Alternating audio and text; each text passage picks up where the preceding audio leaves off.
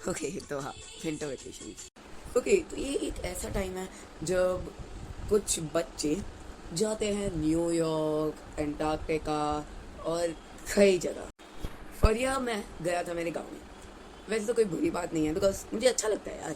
मतलब ठंडा रीजन और उधर बस मज़े करो और खेलो, कोई रोकने टोकने वाला तो नहीं है।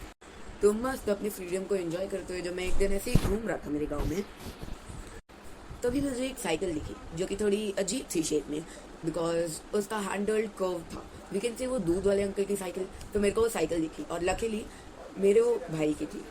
तभी मेरे भाई ने मुझसे कहा कि भाई मेरे घर पर जाकर मेरी साइकिल को पार्क कर दे। मैं भी खुश था। मैंने बोला कि ठीक है, कर देता हूँ पार्क, वैसे ही मेरे को चलाने का मन कर रहा था। तो मैं वो साइकिल उठाया और गया उसके घर की तरफ। और तभी एक ऐसा रास्ता दिखा जो कि बहुत हार्ड था, क्योंकि मेरे लेफ्ट साइड में एक नॉर्मल खेत था और राइट साइड में बैम्बू का बड़ा सा खेत। तो मैं बीच में से जा रहा था नीचे देखते हुए कि गलती से भी मैं इम्बैलेंस होकर गिर ना जाऊँ। तभी अचानक से मेरे सामने ब्लैक कलर का बड़ा कोबरा आया, जो कि बहुत रेयर होता है और सिर्फ यूपी के रीजन से पाया जाता है इंडिया में। तो जब मैंने उसको देखा तो मैं बहुत डर गया था। मैंने सोचा कि ओ शिट, आज तो मैं नहीं बचूंगा। पर तभी वो मेरे को देख के भाग गया। मैं सोच रहा था कि खेत में अपनी साइकिल को उतार लूं, पर तब तक वो खुद ही मुझे देख के भाग गया।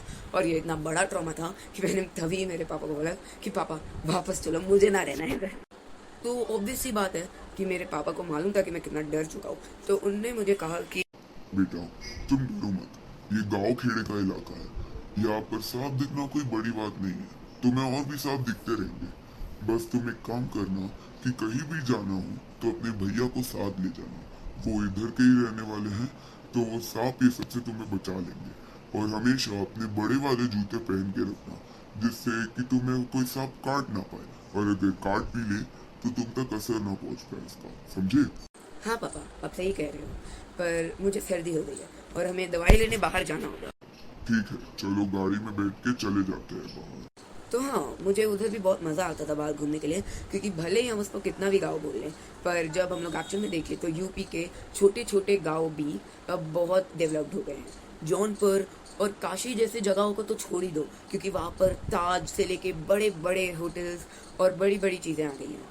पर छोटे छोटे गाँव में भी बहुत डेवलपमेंट आया है। और अगर मैं एक बात बताऊँ तो एक अलग ही फीलिंग आती है अपने नेटिव प्लेस जाके, और स्पेशली पेटोरल्स, क्योंकि वहाँ पर बहुत पुराने पुराने रिश्तेदार मिलेंगे जो कि हमें नई नई चीज़ें सिखाएंगे।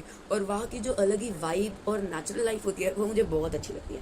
तो इसीलिए मैं तो रिकमेंड करता हूँ खुद को ऑस्ट्रेलिया, अमेरिका, न्यूयॉर्क जाने से अच्छा सीधा गाँव जाना, क्योंकि उधर ही हम लोग के खुद के कल्चर को हम लोग सीख पाएंगे और खुद मालूम कर पाएंगे कि व्हाट्स आवर रियल कल्चर।